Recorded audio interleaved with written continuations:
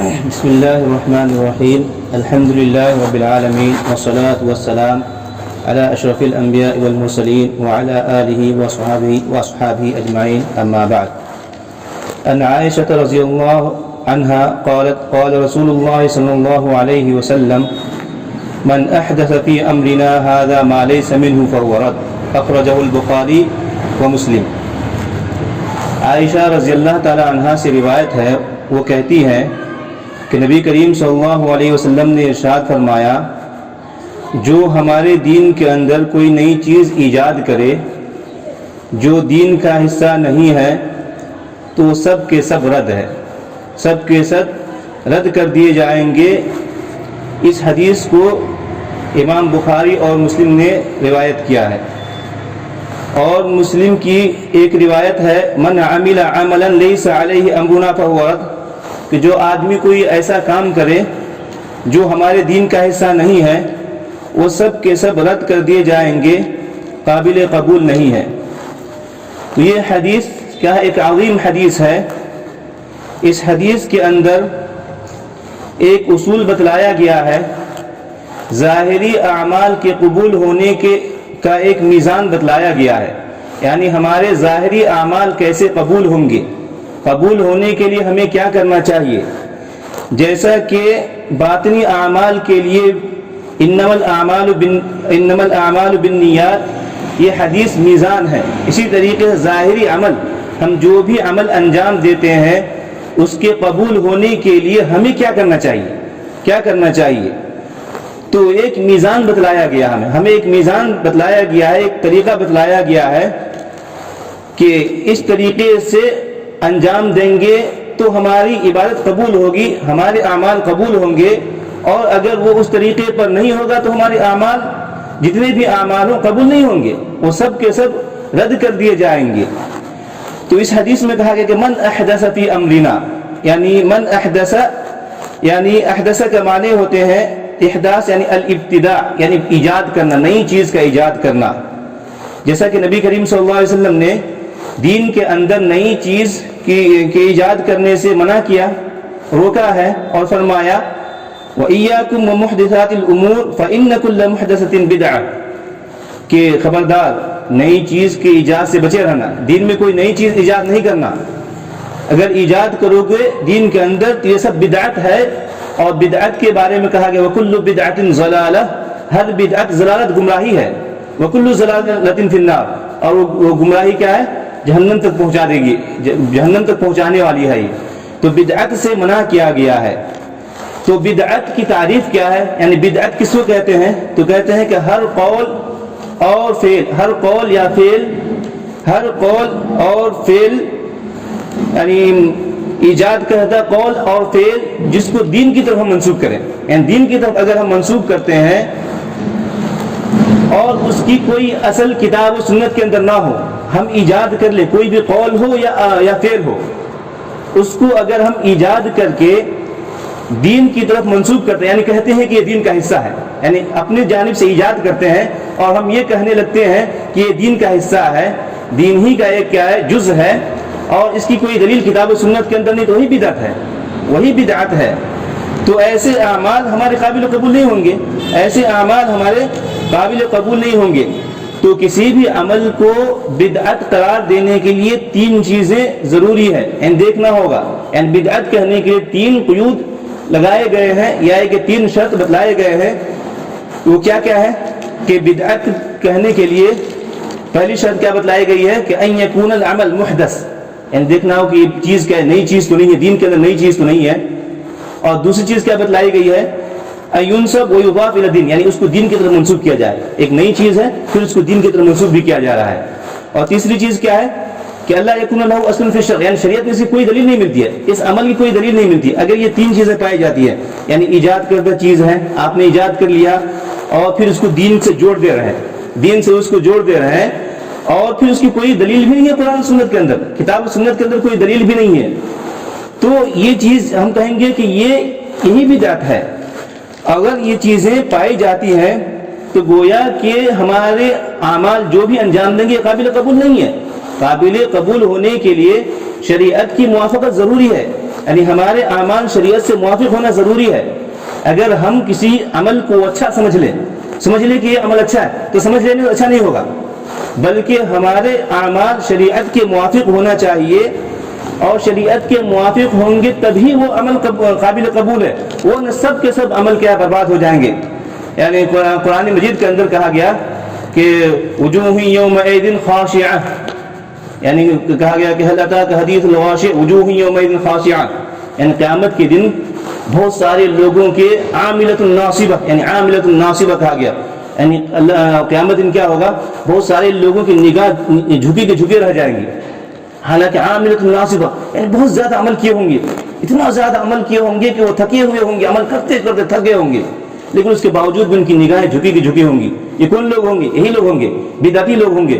وہ اپنے گمان میں تو سمجھتے تھے کہ ہم بہت اچھا عمل کر رہے ہیں، لیکن وہ سب کا سب عمل ان کا کیا ہوتا تھا، برباد ہو جاتا تھا. سارا اعمال ان کا برباد ہو جاتا تھا.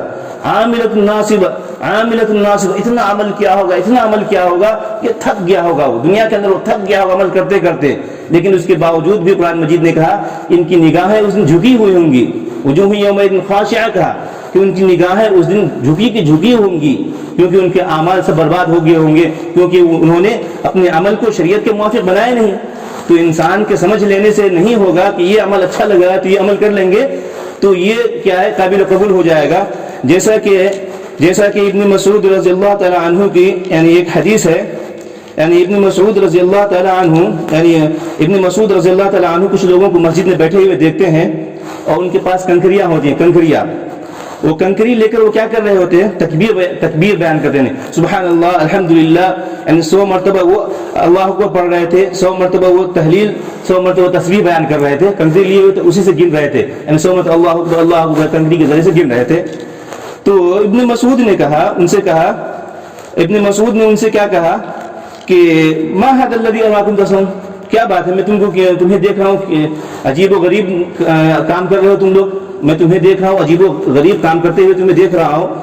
تو ان لوگوں نے کیا جواب دیا، قالوا والله يا ابا عبد الرحمن ما اردنا الا الخير. ان لوگوں نے کہا کہ اے ابو عبد الرحمن ہمارا مقصد صرف خیر ہی ہے، یعنی اس سے ہم اچھا ہی کام کر رہے ہیں، ہم اچھا کام کر رہے ہیں، کوئی برا کام تھوڑی کر رہے ہیں. ہمارا ارادہ جو ہے نا ہمارا وہ صحیح ہے، نیک ارادے سے ہم یہ کام کر رہے ہیں، اس میں کوئی غلط ارادہ نہیں ہے، بلکہ اچھے ارادے سے ہم کام کر رہے ہیں. تو وہ جواب دیتے ہیں کہ وَكَمْ مِن مُرِيدٍ لِلْخَيْرِ لَيُصِيبَهُ، کہ صرف ارادہ کر لینا، خیر کے ارادہ کر لینے سے وہ خیر تک پہنچ جائے کوئی ضروری نہیں. عمل موافق ہونا ضروری ہے، صرف ارادہ نہیں چلے گا. ارادہ کر لینے سے کہ ارادہ اچھا ہے تو یہ عمل اچھا ہوگا، ایسا نہیں. شریعت کے موافق ہونے سے اچھا ہوگا، شریعت کے موافق ہونے سے اچھا ہوگا، صرف سمجھ لینے سے اچھا نہیں ہوگا. تو انہوں نے ابن مسعود نے یہی کہا کم من مرید للخیر لن یصیبہ، کہ بہت سارے لوگ ایسے ہیں جو خیر کا ارادہ رکھتے لیکن خیر تک نہیں پہنچ پاتے ہیں، وہ خیر نہیں ہوا، سمجھ لینے سے خیر نہیں ہو جائے گا.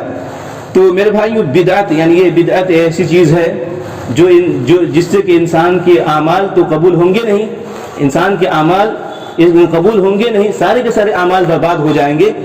اور کہتے ہیں کہ یہ بدعت جو ہے، یعنی بدعت یہ شیطان کو بہت زیادہ پسند ہے.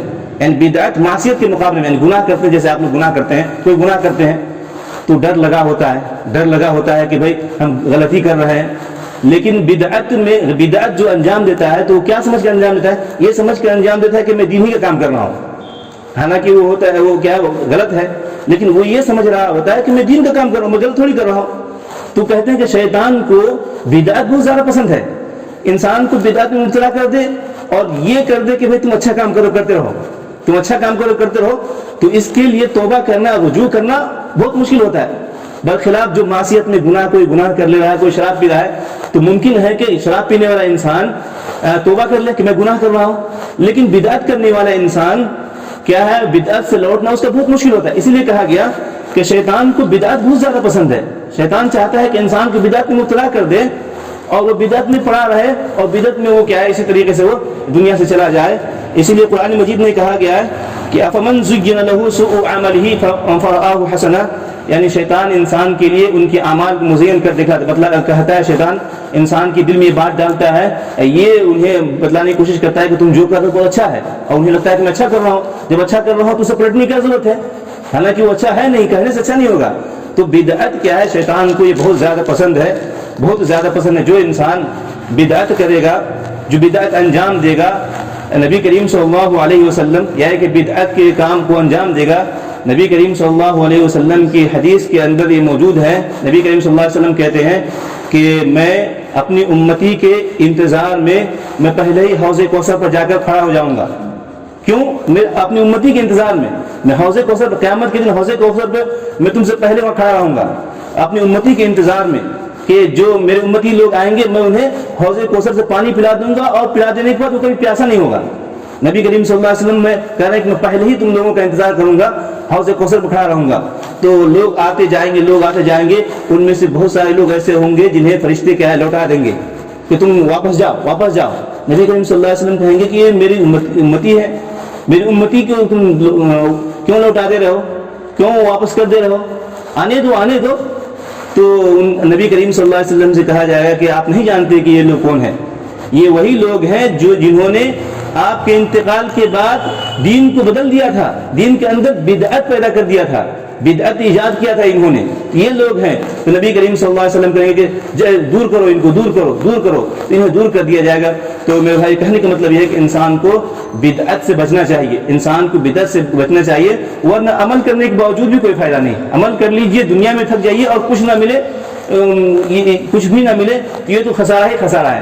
اس لیے انسان جو بھی عمل کرے انہیں یہ دیکھنا چاہیے کہ شریعت کے موافق ہے یا نہیں ہے، شریعت کے موافق ہے تو عمل کیجئے، انشاءاللہ آپ کے اعمال قبول ہوں گے، اللہ تبارک و تعالیٰ کے نزدیک قبول ہوں گے۔ اور اگر آپ کا عمل سنت کے موافق نہیں ہوا، شریعت کے موافق نہیں ہوا، تو آپ کے اعمال قبول بھی نہیں ہوں گے اور آپ کی محنت بھی ضائع جائے گی۔ آخر میں اللہ تبارک و تعالیٰ سے دعا ہے کہ اللہ تبارک و تعالیٰ ہمیں شریعت پر چلنے کی توفیق